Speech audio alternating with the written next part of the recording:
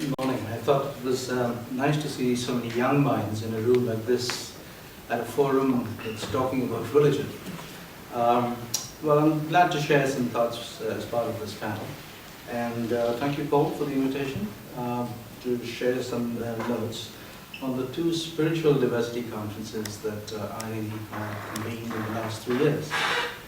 Now, in fact, when Paul wrote, I was in London, and I was in London for the greater part of April.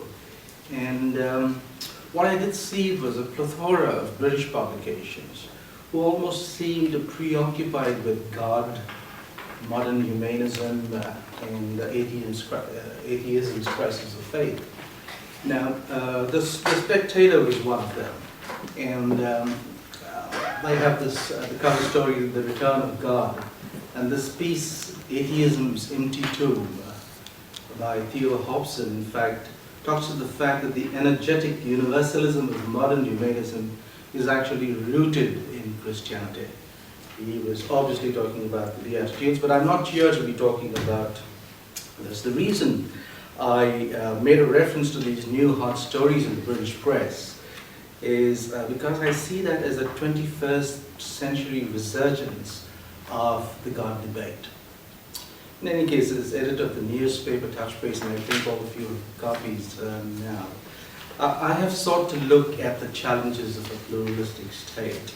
And in the period following 9/11, I think there was an increasing interest in this. It had become obvious, perhaps, that the biggest challenge to Canada would now be religious pluralism, and which really is driven by the flow of people and skills into the developed world. So in other words, let's say that as a consequence of immigration, we have the challenge of religious pluralism. And immigration, anyway, is an essential lifeblood of Canada's economy. And so there's a little room to maneuver there. But the point is that of the 250,000 people coming in every year, none of them are going to leave their religion at the door and come in, because culture at its heart is religious. And so the question is, how do we accommodate religious diversity within a socialist, or not socialist, I mean within a secular framework of governance? And that was the question we threw out to delegates at the first Spiritual Diversity Conference in 2011. Keep in mind, these conferences brought people of all faiths together: the Hindus, the Muslims, the Sikhs, the Buddhists, the Baha'is, the Buddhists, so, and the Jews as well. So the statement of purpose at both of these conferences was that we need to deepen public understanding of the different faith traditions. So we need to find commonalities, acknowledge differences, and advance an appreciation for Canada's religious diversity. To these ends, the statement affirmed that the desired result would be greater societal harmony. On the other hand, the conference was to examine the challenges that religious diversity brings to a country like Canada, and how interfaith dialogue can both inform social and security policy development. The desired results were expected to be that policies that accommodate religious diversity would emerge. And outside Quebec, we actually do see policies that accommodate religious diversity come through.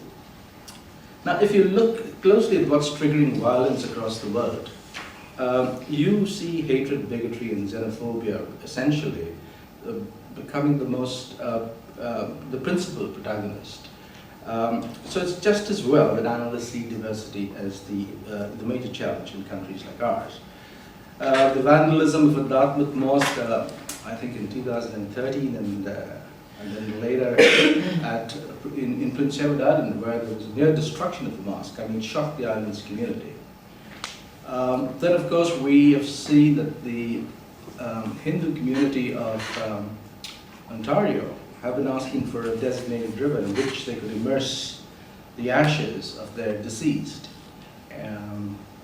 this mainstream Canadians saw that as something bizarre and that not something to be accommodated.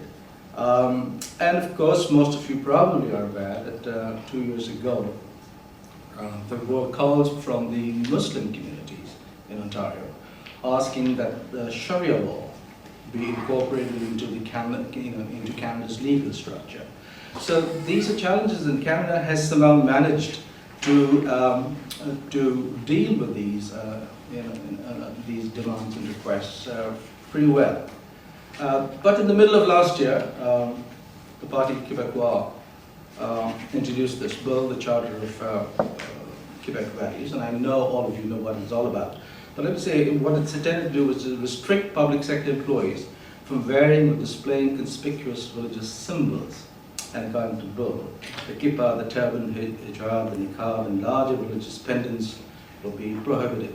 Now, this is a dangerous precedent and points to the fact that accommodating religious diversity is not going to be an easy task in the future.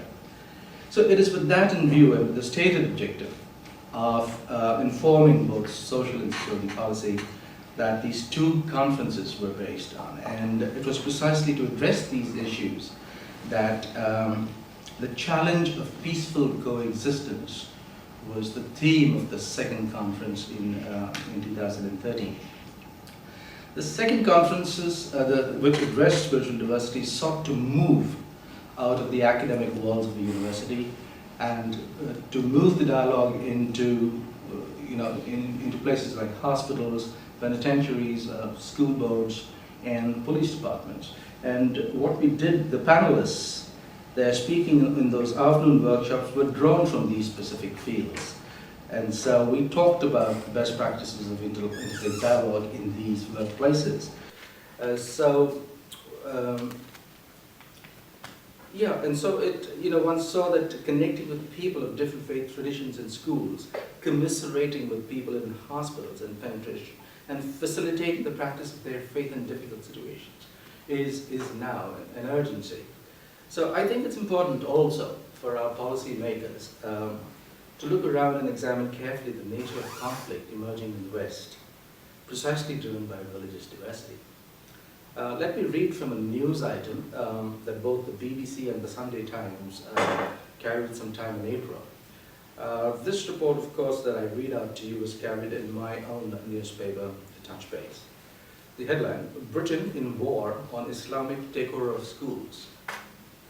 An alleged plot to oust some Birmingham head teachers and make their schools adhere to more Islamic principles is being investigated according to a BBC report.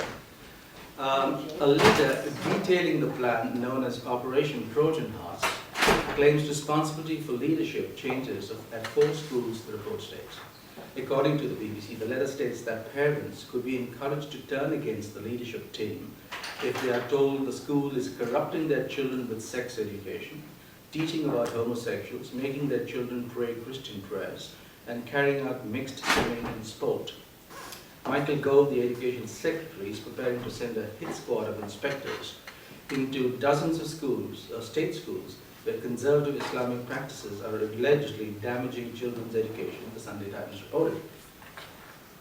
So then we ask the question, can we bring spirituality into the workplace and in everyday life, our schools, our hospitals, etc.? How do ethnic communities identify with their faith traditions in Canada? Are there barriers to communities practicing their faith? Are interfaith councils bridging the gap between government policy and community aspirations? Are faith communities going against the grain of nationhood or nation building in the pursuit of their faith? These are some of the questions the 2 spiritual diversity conferences addressed.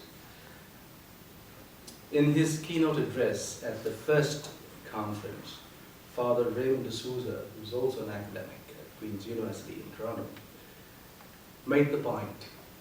The danger, he said, is this. The growth of secular fundamentalism in public life can be successful in marginalizing religious voices, but that would come at the risk of radicalization. Thank you.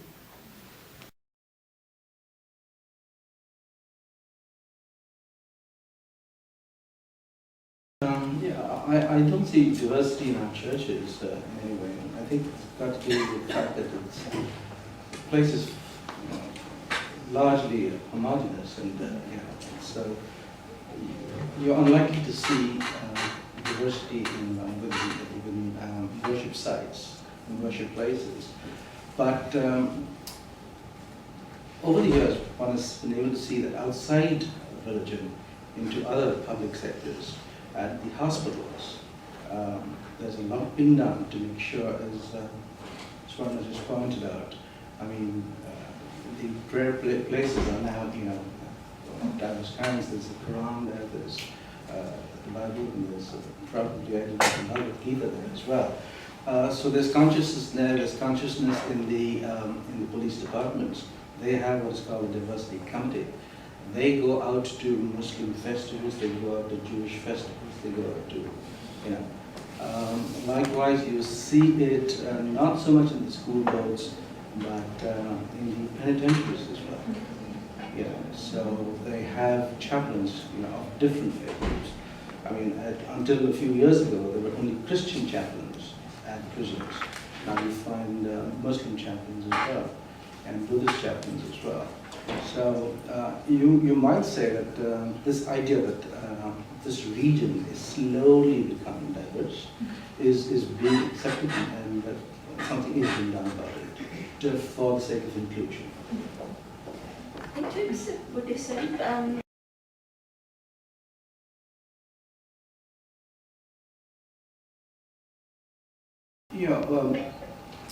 mean, having to produce the paper, I do. I mean, I am constantly in touch with people of diverse cultures, okay? And watching what's going on across the world and within the country, I mean, it's easy to see that the 250,000 people coming in every year are beginning to create issues for Canada. Like I said, because none of them are going to leave their religion at the door and come in. So we're able to see that religious diversity is probably the biggest challenge. It's not anything else. And how would, as a secular government, within the secular framework of governance, would Canada accommodate what these communities need in order to practice? And then of course you need to inform both social and security policy as well on what's going on. So I thought, since the Interfaith Conference, not conference, the Interfaith Council was doing little or nothing, I thought it was time for a debate in the open to come up.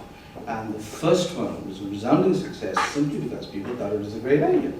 We're bringing all of them together to express what the faith tenets were all about. Because I think because of the lack of within mainstream Canadians, you see there's very little understanding of what Islam is about, for example, of what Buddhism is about. Well, Buddhism there's a fair understanding here, but. And generally, hate develops when you are not aware, when you do not know. And therefore, this whole issue about peaceful coexistence, which was the theme of the conference. You asked if there were any kind of restraints from faith communities. No, they were all happy to come in. They were all happy to come in. They were happy to help out with the funding and all of that. And what it said to me was, they probably all felt, firstly, that they are not understood, that they do not belong, and for the first time, you're giving them a space within a public setting to express what this all is about, to express your issues. Yeah.